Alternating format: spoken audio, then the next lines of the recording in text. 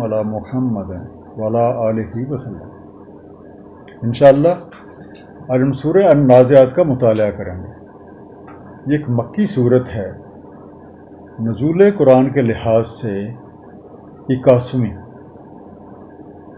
اور ترتیب قرآن کے لحاظ سے 79ویں 79۔ اس میں چھوٹی چھوٹی 46 آیات ہیں جو کہ 2 رکوع پر مشتمل ہیں۔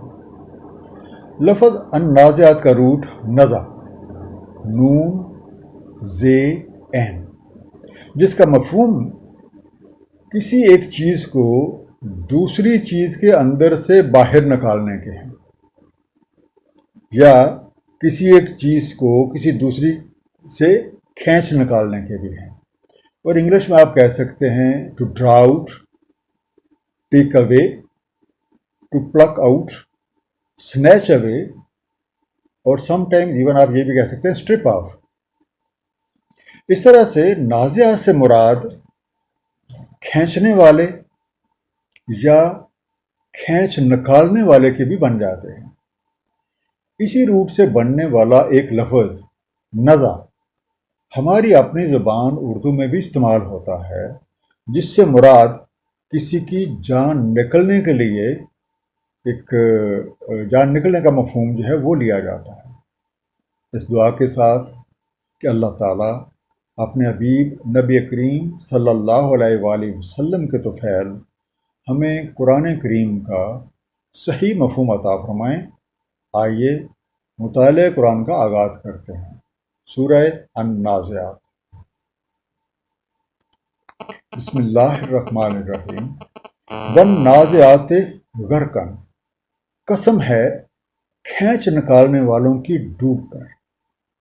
والناشطات نشطا، اور قسم ہے آزاد ہونے والوں کی رہائی کی۔ والسابحات سبحا، قسم ہے مصروف عمل رہنے والوں کی گردش کی۔ فالسابقات سبقا، بس سبقت لے جانے والوں کی آگے بڑھ کر۔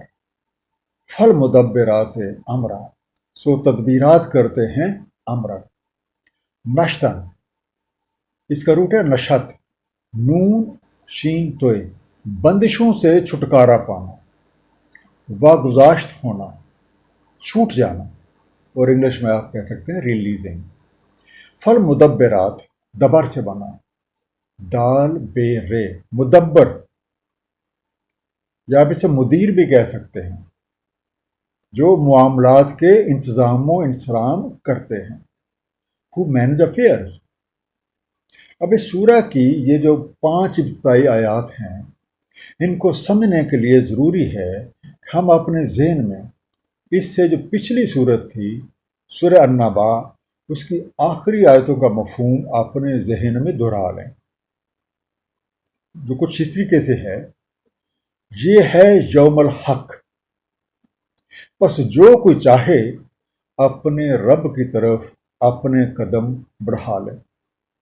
ہم نے تمہیں ایک قریبی عذاب کی تنبیہ کر دی ہے، اور اس روز دیکھ لاتا ہے ہر شخص جو اقدام اس نے اپنے ہاتھوں کیا، اور کافر کہتا ہے اے کاش میں خاک ہو جاتا۔ تو جن لوگوں نے اس پیغام حق کو سمجھا اور اپنے من میں ڈوب کر اس میں سے ہیرے موتی نکال لاتے ہیں، یعنی سراغ زندگی پا لیتے ہیں، وہ ہر طرح کی ذہنی اور نفسانی بندشوں سے آزاد ہو جاتے ہیں۔ ان کا ذہن ایک صاف اور شفاف آئینے کی مانند ہو جاتا ہے، اور انہیں ہر چیز حقیقی انداز میں نظر آنے لگ جاتی ہے۔ ان کے ذہن کی استعداد اور ان کے ذہن کی رفتار کئی گنا بڑھ جاتی ہے۔ ان کی حرکت میں تیزی آ جاتی ہے، جس کی وجہ سے وہ اپنے ہم عصروں سے سبقت لے جاتے ہیں، اور وہ اس قابل ہو جاتے ہیں کہ نظام کائنات کے کچھ انتظامی امور ان کے سپرد کر دیا جائے۔ بقول شاعر، میرا نہیں بنتا نہ بن، اپنا تو بن، اپنے ہی من میں ڈوب کر پا جا سراغ زندگی۔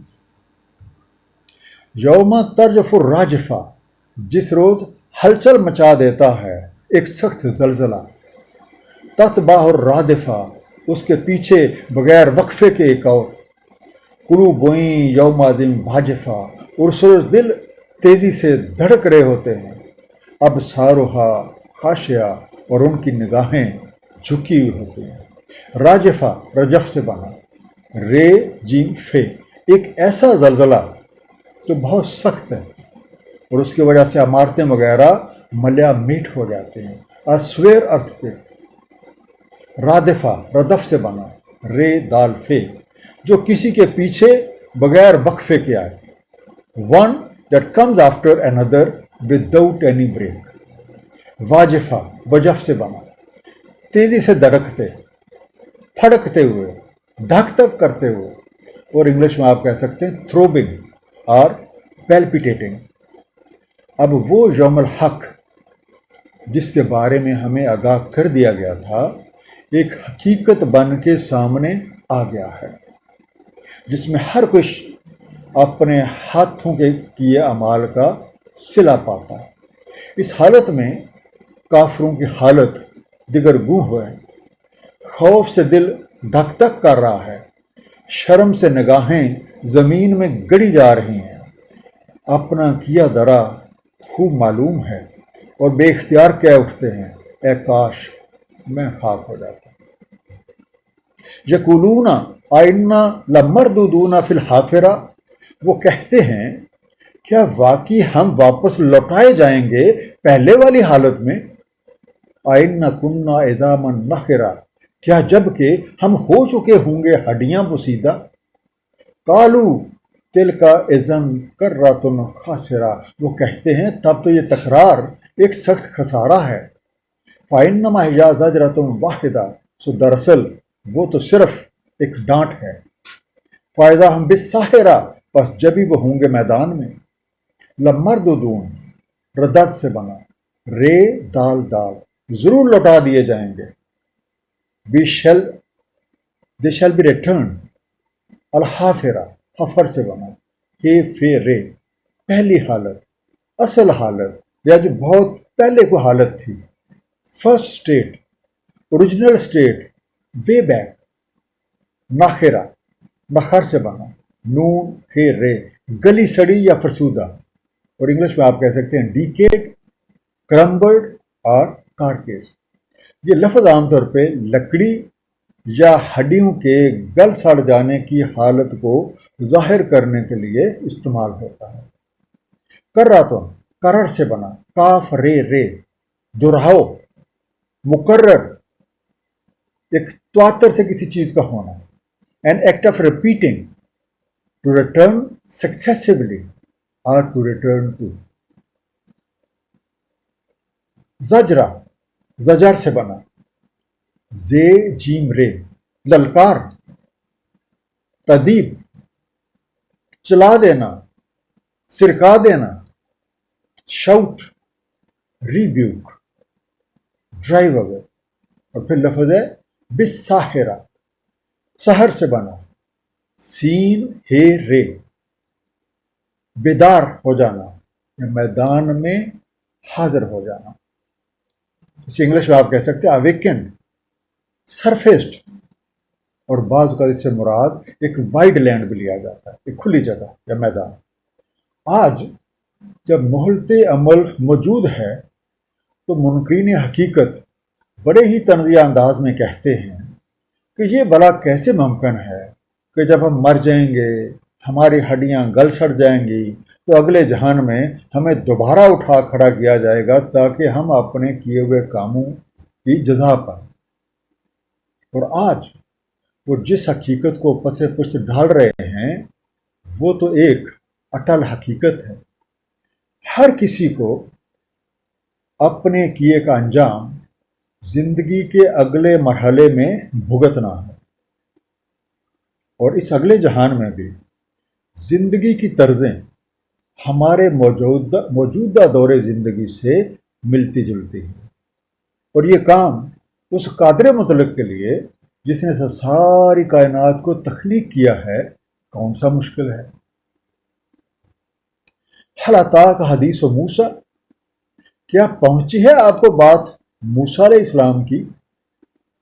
اس نادا ہو رب ہو بالواد المقدس طوا، جب ندا دی انہیں ان کے رب نے وادی مقدس طوا میں، اذهب الی فرعون انہ طغی، جائیے فرعون کی طرف، بلا شبہ وہ سرکش ہو گیا ہے، فقل هل لک الی ان تزکی، سو اسے کہیں کیا تمہیں طلب ہے کہ تزکیہ پالو؟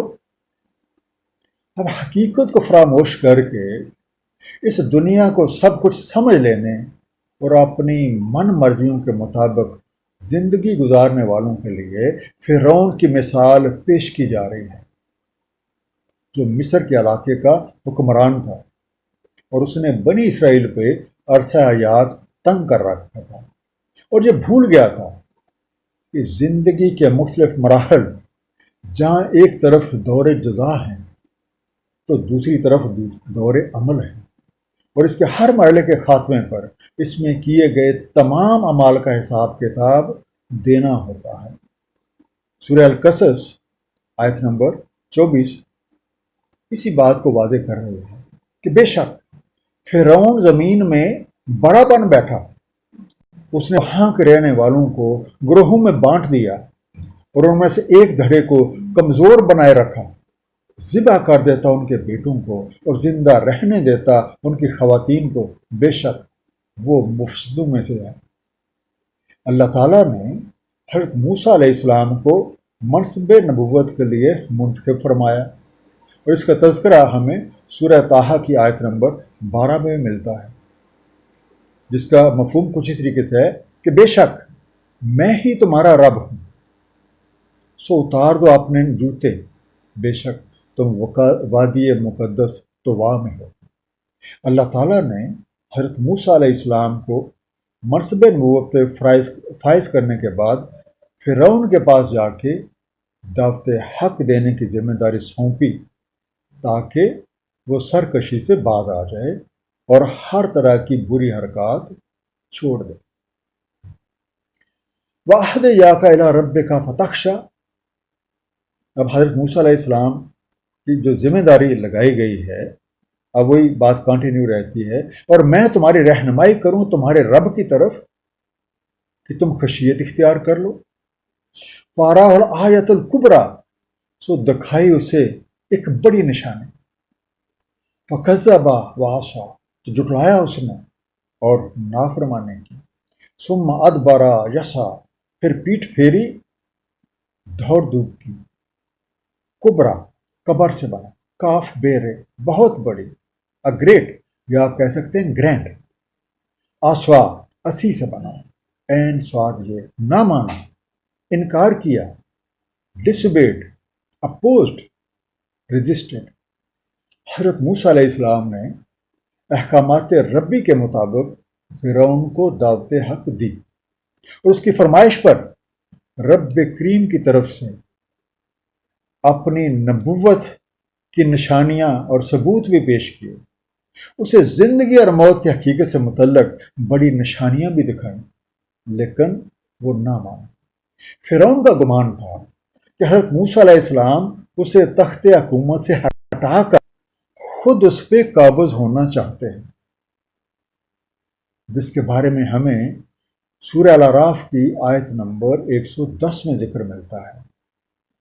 فرعون کی زبان سے کہا جا رہا ہے، یہ ارادہ رکھتا ہے کہ نکال دے تمہیں تمہاری سرزمین سے، تو تم اس بارے میں کیا مشورہ دیتے ہو؟ فرعون نے حضرت موسیٰ علیہ السلام کی بات نہ مانی، پیش کی گئی آیت کبریٰ کو بھی جادو اور سحر قرار دیا اور مقابلے کی ٹھان لے۔ فحشر فنادا، تو اکٹھا کیا، ثم منادی کی، فقال انا ربکم الاعلی، تو اس نے کہا میں تمہارا رب اعلیٰ ہوں۔ فَأَخَذَهُ اللَّهُ نَكَالَ الْآخِرَةِ وَالْأُولَىٰ، تو پکڑ لیا اسے اللہ تعالیٰ نے ایک مثالی سزا میں، آخرت اور اس سے پہلے۔ اِنَّ فِي ذَلِكَ لَعِبْرَةً لِّمَن یَخْشَىٰ، بے شک اس میں سامان عبرت ہے ہر اس کے لیے جو خشیت رکھتا ہے۔ نکالا نقل سے بنا، نون کاف لام، سد راہ، ایک مثالی راہ، ایگزمپلری پنشمنٹ یا ڈیٹرنٹ. لا ابرا ابر سے بنا، این بے رے، ایک سبق کا موضوع، admonition, a lesson by which one can take a warning. اور فرعون نے اپنی سلطنت کے ہر گوشے سے نامور جادوگروں کو اکٹھا کیا، جس کا ذکر ہمیں قرآن کریم میں کئی جگہ ملتا ہے. مثلا سورہ یونس آیت نمبر 79. اور فرعون نے کہا، سب باکمال ساحر میرے پاس لے آؤ. فرعون نے اپنے سارے ہتھکنڈے جمع کیے، مقابلے کا دن مقرر کر کے میدان میں آ گیا. اور اس واقعے کا تذکرہ قرآن کریم میں کئی جگہ موجود ہے، اور اس واقعے کی بہت سی تفصیلات سورہ الاعراف کی آیات 103 سے 141 میں بیان کی گئی ہیں.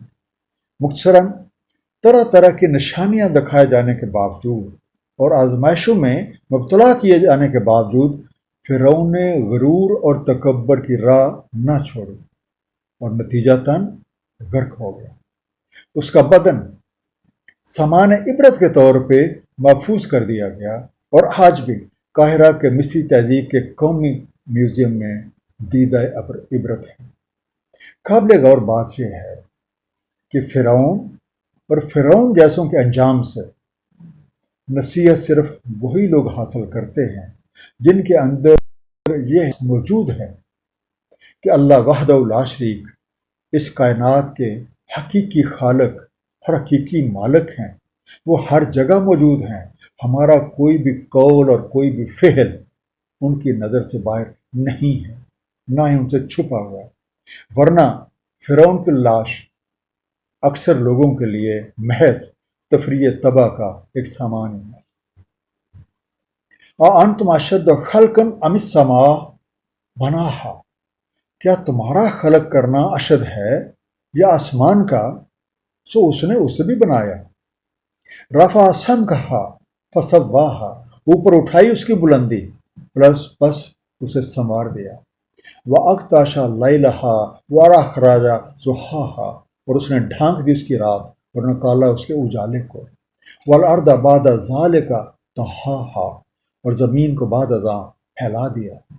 أَخْرَجَ مِنْهَا مَاءَهَا وَمَرْعَاءَهَا، نکالا اس سے پانی اس کا اور مراعات اس کی. سم کہا، سمک سے بنا، اس کی بلندی، اس کی چھت، it's height, it's selling. Duha, دہو سے بنا، دال ہے واو، کھینچتان دے، اسٹریچڈ آؤٹ. مرآہا، رئی سے بنا، رے این شے، اس کی چراگاہیں. مراعات، زمین سیراب ہونے کے بعد اس کی پیاس بجھانے کے علاوہ جو دیگر اثرات ہیں ان کو آپ مراح کہہ سکتے ہیں، یا آپ کاروبار بھی کہہ سکتے ہیں. پیسچریج، انٹرپرائزز، بزنس اینڈ فرینچائز. فرعون کی مثال بیان کرنے کے بعد ہماری توجہ سلسلہ کائنات اور خاص طور پہ ہماری ہی تخلیق کی طرف دلائی جا رہی ہے. سب سے پہلی بات کہ خود دیکھ لو اور غور کرو کس طرح ہر چیز ایک متوازن اور منظم انداز میں تخلیق ہوئی ہے، اور تمہاری ذات گوناگون صفات سے مزین کر دی گئی ہے. اور جب بھی تم اپنی قوت ارادی سے کام لیتے ہو تو کس طرح یہ صفات اپنا مظاہرہ پیش کرتی ہیں. نمبر 2، اور کس طرح رات اور دن کی طرح زندگی اور موت کا نظام نافذ ہے. نمبر 3، اور کس طرح پانی کو زندگی کا سرچشمہ بنا کر اس سے طرح طرح کی چیزیں ظہور میں آ رہی ہیں، اور کیسے ہر چیز اپنے مقصد تخلیق کے مطابق اپنا اپنا کام سر انجام دیتی ہوئی مختلف مراحل طے کرتی آگے بڑھ رہی ہے.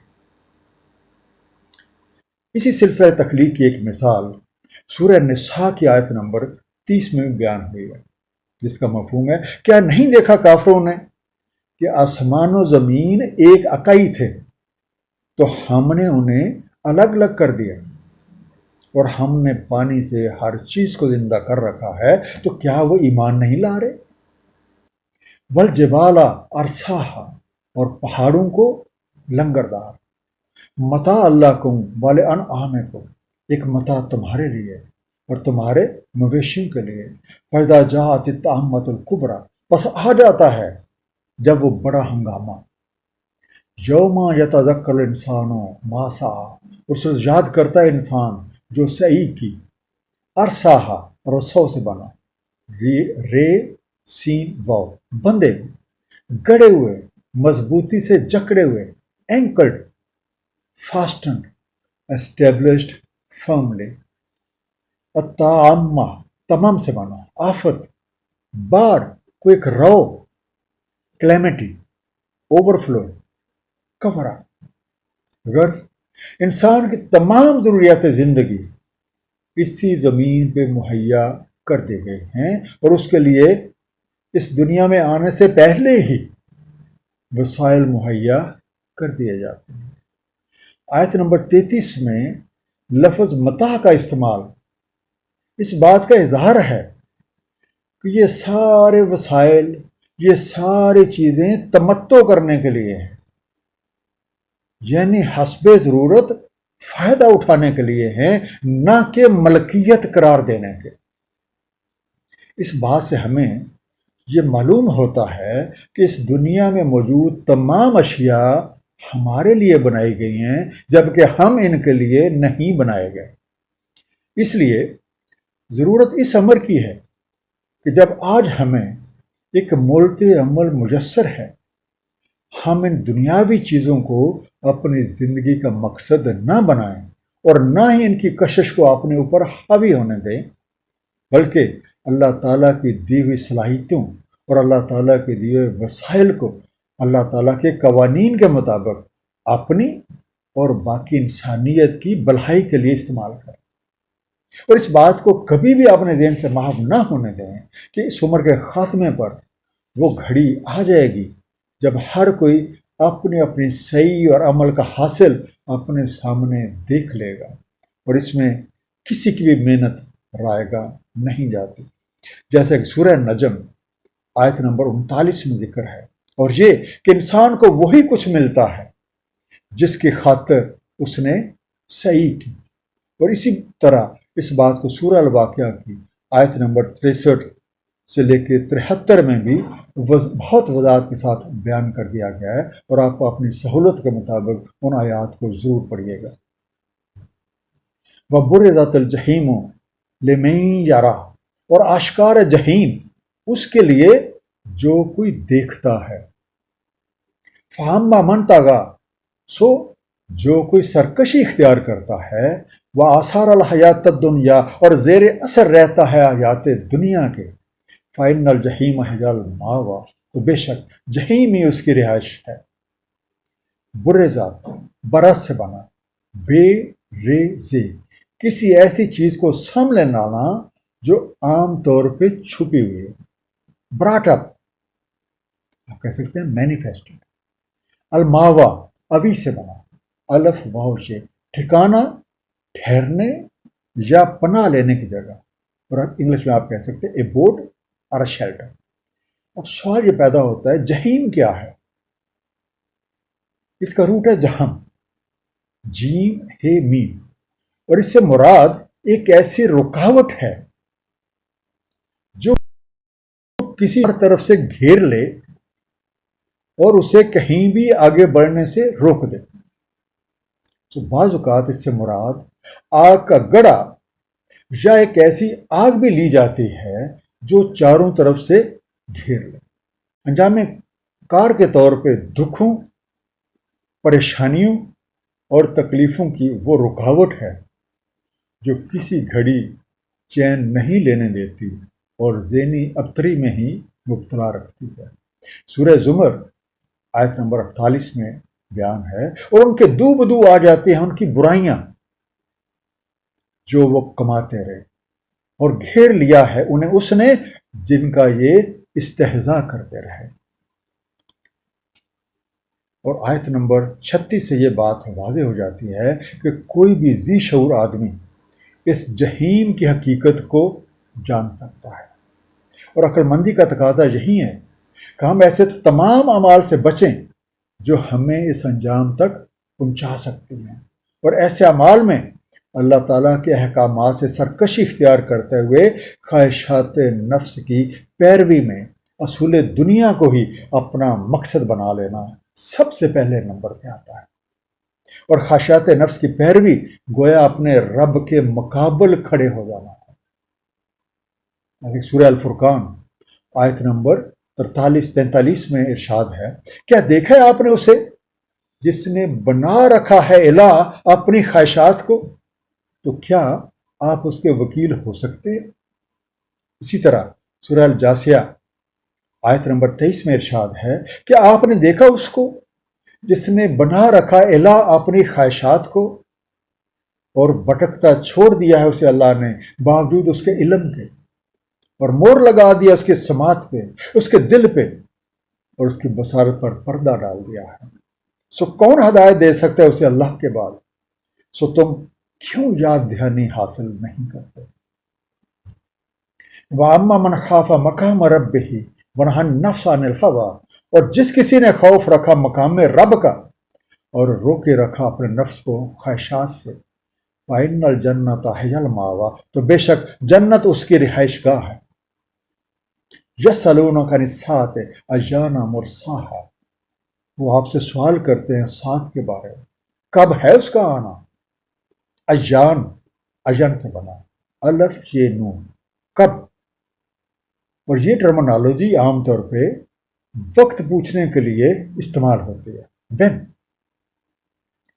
اب اس شخص کے برخلاف جو کوئی بھی مقام رب سے آشنا ہے اور ربوبیت کی حقیقت کو جانتا ہے، وہ دنیا کی اشیاء کی بجائے ان دنیا کی حقیقت یعنی ان کے خالق اور مالک کی طرف متوجہ ہوتا ہے۔ وہ اپنے مقصد تخلیق کو یاد رکھتا ہے، اور یہ بات کبھی بھی اس کے ذہن سے معاف نہیں ہوتی کہ اسے اپنے رب کے حضور پیش ہو کے اپنے اعمال کا حساب دینا ہے، اور وہ اللہ تعالیٰ کے احکامات اور اس کا حبیب نبی کریم صلی اللہ علیہ وآلہ وسلم کے سکھائے ہوئے طریقوں کے مطابق اللہ اور اس کے حبیب کی رضا کو ہر چیز پہ ترجیح دیتا ہے، تو جس کا نیٹ رزلٹ یہ ہے کہ وہ کامیاب و کامران ہو جاتا ہے۔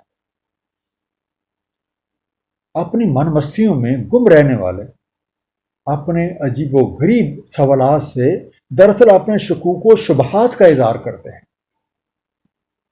تو جس طرح کا ذکر ہمیں آیت نمبر 42 میں مل رہا ہے، کچھ ایسا ہی ذکر ہمیں سورہ الاعراف کی آیت نمبر 187 میں بھی ملتا ہے۔ آپ سے پوچھتے ہیں ساتھ کے بارے میں، کب ہے اس کا آنا؟ کہہ دیں اس کا علم صرف میرے رب کے پاس ہے، نہیں جلوت میں لاتا اسے سوائے اس کے وقت مقرر پر۔ وہ بھاری ہے آسمانوں اور زمین میں، نہیں آئے گی تم پہ مگر اچانک۔ پوچھتے ہیں آپ سے جیسے آپ تحقیق اور کاوش میں لگے ہوئے اس کے، کہہ دیں اس کا علم صرف میرے رب کے پاس ہے، لیکن اکثر لوگ علم نہیں رکھتے۔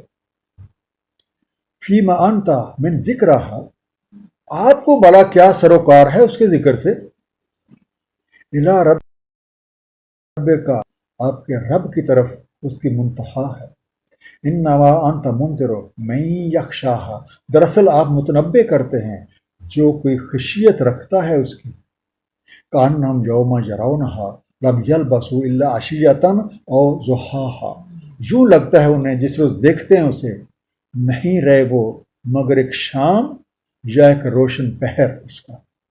منتہاہا نہیں سے بنا، نون ہے یہ اس کی انتہائی حد یا اس کی حتمی حد، it's finality, it's terminus limit.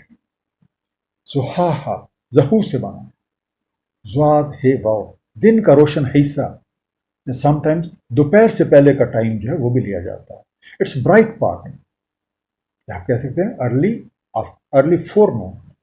اب ایسے سوالات کرنے والوں سے کہہ دیں کہ جب تمہیں اس بات کا یقین ہی نہیں تو یہ ایسے سوالات پوچھنے کی کیا ضرورت ہے بھائی؟ بہرحال اس کا علم صرف اور صرف اللہ کریم کے پاس ہے۔ اب اظہار حق سے فائدہ وہی لوگ اٹھا سکتے ہیں جو خشیت رکھتے ہیں اور اس مہلت عمر کو اپنی اور اللہ تعالیٰ کی مخلوق کی بھلائی میں گزار دیتے ہیں، اور جب وہ حقیقت واقعہ ہو جاتی ہے تو منکرین حق کی حالت دیدنی ہوتی ہے۔ انہیں یوں لگتا ہے کہ انہوں نے پوری عمر نہیں بلکہ شاید دن کا ایک پہر یا کچھ حصہ ہی گزارا ہے۔ مختصر خلاصہ پوری سورہ کا، یوم الحق وہ حقیقت ہے جس میں ہر کوئی اپنے ہاتھوں کی اعمال کا صلہ پاتا ہے۔ اس وقت وہ لوگ انتہائی خوف زدہ ہوتے ہیں جنہیں یہ یقین ہی نہیں کہ زندگی کے موجودہ مرحلے کے خاتمے کے بعد ہمیں اپنے رب کے حضور پیش ہو کر اپنے اعمال کا حساب دینا ہے، اور ہماری زندگی کے اگلے مرحلے کا دار و مدار ہماری موجودہ زندگی کی کارکردگی پہ ہے۔ فرعون کی مثال ہمارے سامنے پیش فرما کر اس بات کی وضاحت فرما دی گئی کہ انجام کار کو بھول کر اسی دنیا کی رنگ و بو میں کھو جانے والے کس طرح اپنے ہی ہاتھوں اپنی تباہی کا سامان کر لیتے۔ خواہشات نفس کی پوجا گویا اپنے رب حقیقی کو بھلا کر کسی اور کو اپنا الہ قرار دینا ہے، اور یہ بہت بڑی غلطی ہے۔ ایسا کرنے والوں کی سماعت ان کے دلوں پر مہر لگ جاتی ہے، جبکہ ان کی آنکھوں پر پردے پڑ جاتے ہیں اور وہ گمراہی کے اندھیروں میں بھٹکتے ہی رہتے ہیں۔ اور اس کے برعکس اپنی خواہشات کو اپنے رب کی رضا کے تحت رکھنے والے کامیابی سے ہمکنار ہو جاتے ہیں۔ اللہ تعالیٰ ہم سب کو سمجھنے اور اس پہ عمل کرنے کی توفیق عنایت فرمائے۔ صدق اللہ العلی العظیم، صلی اللہ تعالیٰ علی حبیب محمد وآلہ وسلم۔